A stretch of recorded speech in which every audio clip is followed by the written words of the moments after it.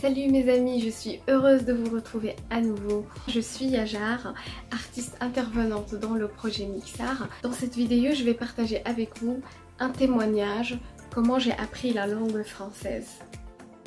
Je suis d'origine marocaine. Je suis arrivée en France il y a 4 ans pour continuer mes études. Et dans cette vidéo, je vais partager avec vous des astuces qui m'ont aidé à améliorer ma langue française. Premièrement, ne pas avoir peur. Quand je suis arrivée au début, j'avais peur de parler. J'avais peur de ne pas bien prononcer, de ne pas être compréhensible, de se moquer de moi, de mal formuler ma phrase. Et toutes ces peurs me bloquaient et je n'arrivais plus à m'exprimer. Et ça me frustrait. Et un jour, je me suis dit, si je parle pas, je vais pas apprendre. Donc, j'ai essayé, à chaque fois j'ai de la peur, ne pas penser à cette peur. Ne te bloque pas, il faut oser parler. C'est comme ça qu'on apprend. Le principe, c'est de passer mon message, de parler avec mes mains, avec tout mon corps, avec mon visage. Si tu te trompes, pas grave. Ça fait partie du chemin de l'apprentissage. Et j'ai réalisé une chose, que jamais quelqu'un va se moquer de moi. De toute façon, les gens, ils voient que je fais des efforts et ils savent que ce n'est pas ma langue maternelle. Et donc, au contraire, ils vont apprécier tous ces efforts et ils vont m'encourager encore. Donc, il ne faut pas avoir peur, il faut juste oser. Deuxième chose qui m'a aidée, c'est mes amis. C'est très important d'avoir des amis qui parlent bien français. À travers mes amis, j'ai découvert la culture française et la richesse de sa langue.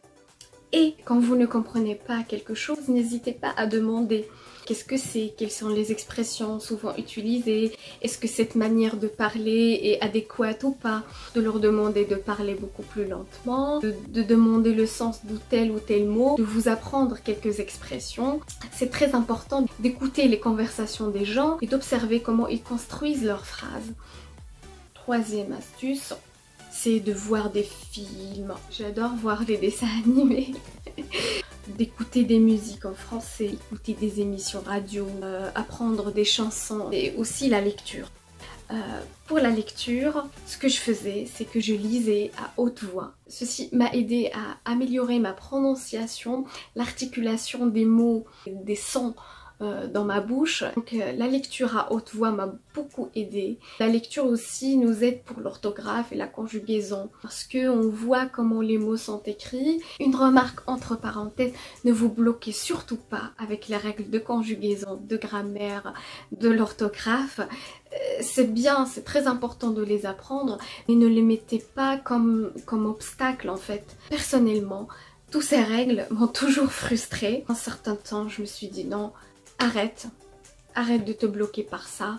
Concentre-toi sur la lecture, l'écoute, l'observation des mots, comment les gens utilisent les différents temps dans leur conversation et aussi dans l'écrit, et toutes ces règles vont s'installer petit à petit. Quatrième astuce, je faisais un exercice tous les matins, j'ouvre mon dictionnaire par hasard, je cherche un mot, j'essaie de comprendre le sens, j'écris ce mot dans un petit carnet, ce mot j'essaie de le formuler dans une phrase et j'essaie d'utiliser ce mot-là pendant ma journée. C'est-à-dire je trouve une situation, des fois je l'imagine, des fois j'essaie de la créer pour utiliser ce mot que j'ai appris ce jour-là. Avec le temps, je me suis rendu compte que j'ai appris beaucoup de mots de cette manière. Cinquième chose, c'est d'écrire. Je possède un journal intime où j'écris tous les jours mes sentiments, mes pensées, ce qui s'est passé dans la journée, mes rêves, mes projets, etc. Et le fait de l'écrire en français m'aide à améliorer mon expression, ma manière d'écrire et parler. Je récapitule. Premièrement, ne pas avoir peur. Deuxièmement, être bien entouré. Troisièmement, écouter, observer, lire, écrire, chercher et avoir cette volonté pour apprendre et s'améliorer tous les jours. Parce que l'apprentissage ne s'arrête jamais. Jamais. Il suffit d'une petite goutte tous les jours pour former un océan.